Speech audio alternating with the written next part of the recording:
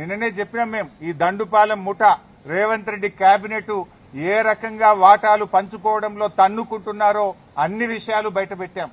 అంటే రాబోయేటువంటి మున్సిపల్ ఎన్నికల ముందు వీళ్ళ అవినీతి బయటపడుతుందని, వీళ్ళ అవినీతి బట్టబయలైతుందని, వీళ్ళ బండారం బయటపడ్డదని ఒక డైవర్షన్ టాక్టిక్స్ కు ఇవాళ రేవంత్ రెడ్డి గారు మాకు నోటీస్ ఇచ్చారు. సరే, ఈ నోటీసులు మాకు కొత్త కాదు. తెలంగాణ ఉద్యమంలో ఆనాటి సమైక్యవాద ప్రభుత్వాలు ఎన్ని కేసులు పెట్టినా, ఎన్ని మా మీద రకరకాల ఇబ్బందులు పెట్టినా కేసీఆర్ గారి నాయకత్వంలో మేము పోరాడినటువంటి ఒక కార్యకర్తలం, ఉద్యమకారులం. ఆ గత సమైక్యవాదంలోనే అనేక సార్లు మమ్మల్ని అరెస్ట్ చేశారు, అనేక వందల కేసులు పెట్టినారు. ఆ రోజే మేము భయపడలేదు. ఇవాళ నువ్వు ఎందుకు నోటీస్ ఇచ్చినావు నాకు? మేము ఏమడిగినాం? నీ 6 గ్యారంటీల సంగతి ఏంది అని అడిగినాం. నువ్వు బాండ్ పేపర్ మీద రాసిచ్చిన మహిళలకు మహాలక్ష్మి 2500 ఎప్పుడు ఇస్తావు అని అడుగుతా ఉన్నాం.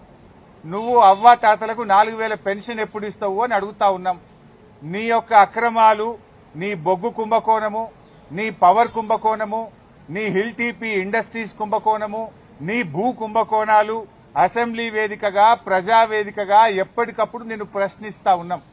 సో నీ కుంభకోణాలు బయటపడుతున్నాయి. నీ వాటాల పంచాయతీలు స్వయంగా మంత్రులే ఒకరి మీద ఒకరు బయట పెట్టుకుంటుంటే నీ పరువు పోతుందని, నీ వాటాల విషయం ప్రజలకు అర్థమవుతుందని డైవర్షన్ కోసం ఈ నోటీసులు ఇస్తున్నావు. మాకు తెలియదా? ఇవాళ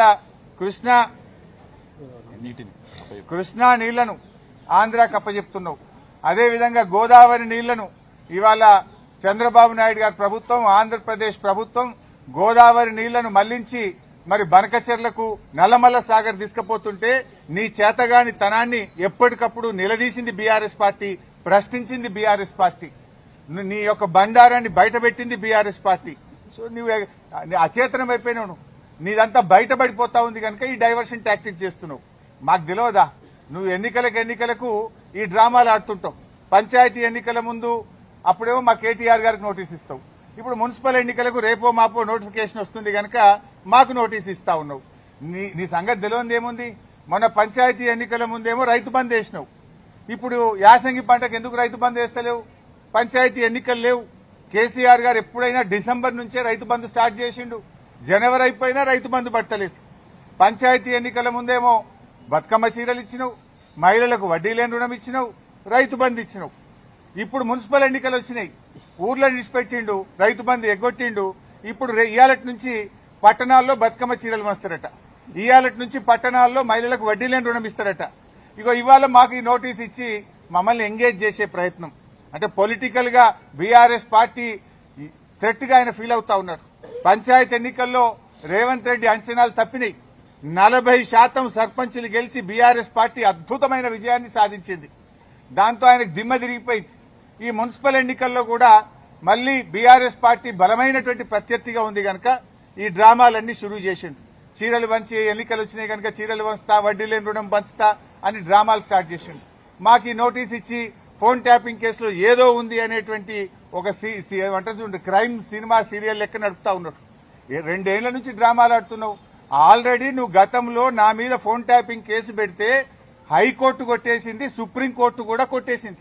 నీ చెంప చెల్లుమనే విధంగా తీర్పు ఇచ్చింది. నువ్వు పెద్ద పెద్ద అడ్వకేట్లను, రాష్ట్ర ప్రభుత్వ డబ్బులను, కోట్లాది రూపాయల డబ్బులు ఖర్చు పెట్టి పెద్ద పెద్ద న్యాయవాదులను పెట్టినావు నా మీద. ఎంత పెద్ద న్యాయవాదులను పెట్టినా న్యాయం నా వైపు ఉంది గనక, మేం తప్పు చేయలేదు గనక, ధర్మం మా వైపు ఉంది గనక హైకోర్టులోకి మేము గెలిచాం. సుప్రీంకోర్టు కూడా నీ చెంప చెల్లుమనే విధంగా నువ్వు స్పెషల్ లీవ్ పిటిషన్ వేస్తే కూడా కొట్టివేసింది. న్యాయం నిలబడ్డది, ధర్మం నిలబడ్డది. క్యూన్యూస్ పేరు చెప్పి ఎవరైనా వసూళ్లకు, అక్రమాలకు, బెదిరింపులకు గురి చేసినా క్యూన్యూస్ కి సమాచారం ఇవ్వండి.